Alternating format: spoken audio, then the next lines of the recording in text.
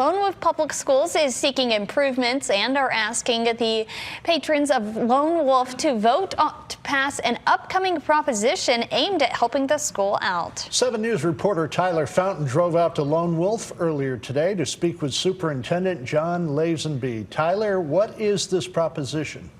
Dave, Haley, Lone Wolf Public Schools is holding an election for residents to consider a property tax increase to fund school improvements. The last bond passed in Lone Wolf was a decade ago, which was supported by over 80% of residents. Lazenby says this one is much needed. We're running a 2002 Chevy Suburban that we transport our kids in, and it needs to be replaced, updated.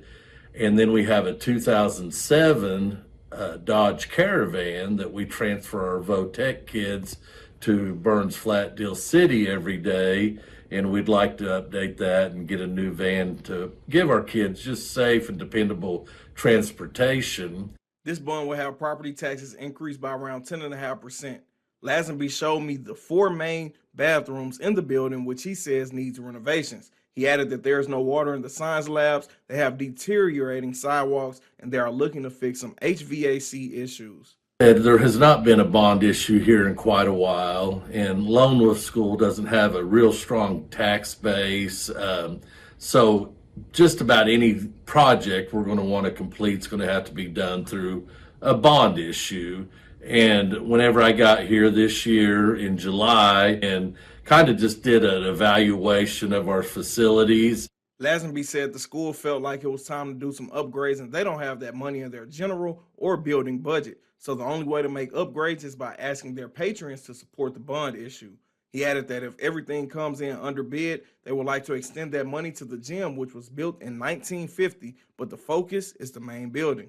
We're asking our patrons to support our bond in the amount of $300,000. 100,000 of that earmarked for the new vehicles I mentioned. Again, probably 100,000, and again, we're ballparking there a little bit on the restroom renovations in the main building here. HVAC, the water to the science lab, other things, the sidewalks would be the remaining amount of the bond. Lazenby said he knows they may have set the bond a little high, but he hopes it comes in under because he would love to do renovations to the gym. He also told me what this could do for the community. Communities that lose their school, the community tends to dry up some as well. And I think that keeping a public school here in Lone Wolf will help the town thrive.